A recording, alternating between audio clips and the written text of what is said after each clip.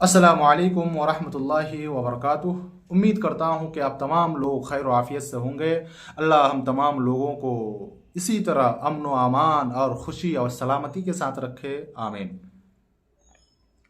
नाज़रीन कराम, आज हम और आप जानते हैं कि पूरी दुनिया के अंदर एक जंग से छिड़ चुकी है। फ़लस्तीन के साथ कोई है तो कुछ मुस्लिम कंट्रीज उनके साथ है, और पूरा यूरोप अगर देखा जाए कुछ को छोड़कर वो इजराइल के साथ है।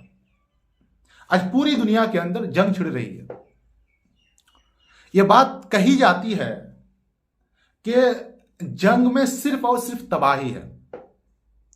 चाहे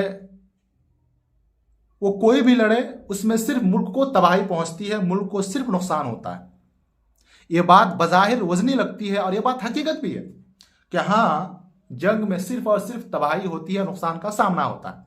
लेकिन आप अमेरिका पे कभी गौर करो, आप इजराइल पे कभी गौर करो, आप जर्मनी, फिर इसी तरीके से कोरिया, इन सारे देशों पर आप गौर करो। 200 साल में कभी भी अमेरिका ने अपनी जंग बंद नहीं की। आज तक वो जंग चलती आ रही है, फिर भी वो सबसे ताकतवर देश है। पूरी दुनिया के अंदर सुपर पावर मुल्क उसी को माना जाता है। अपने कयाम से लेकर इजराइल अभी तक जंग लड़ते आ रही है, अभी भी जंग लड़ रही है और मुसलसल जंग लड़ते आ रही है, फिर भी वो ताकतवर देश है। जापान, जर्मन, कोरिया, इन सारे देशों ने आपस में जंगें लड़ी, लेकिन फिर भी वो ताकतवर है। और हमारी जो 57 कंट्रीज इस्लामिक कंट्रीज हैं, ये सारे देश सिर्फ जंगों से भाग रहे हैं। हालांकि पूरे कुरान मजीद के अंदर 484 बार जंग के बारे में आया है कि अगर तुम्हारे साथ कोई नाइंसाफी करे, तुम्हारे हक को कोई दबाए, तुम उसके साथ जंग लड़ो, जिहाद का लफ्ज आए। और हमारे मुसलमान 200 साल से, 2 सदी से मुसलमान भाग रहे हैं। इसीलिए मुसलमानों के देशों में देख लीजिए, गुर्बत के साथ साथ, गुर्बत का शिकार हुए, उनके साथ साथ वो तरक्की में भी पीछे रह गए, सिर्फ खाने पीने के सामने उनका ध्यान।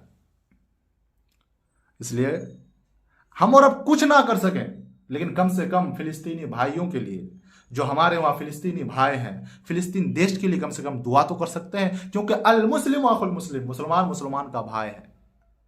कम से कम दुआ तो करें कि अल्लाह उनको सही सलामत रखे। अल्लाह उनको जिस तरह अबराहा की कौम को, जिस तरह अबराहा को खत्म करने के लिए अबाबिल ने अल्लाह ताला भेजा था, तो उसी तरह आप दुआ करें कि अल्लाह ताला इसके लिए भी कोई बंदोबस्त कर दे, कोई परिंदे को अल्लाह ताला, फरिश्ते को अल्लाह ताला इनकी मदद के लिए भेज दे। आप दुआ करें फ़लस्तीन के लिए।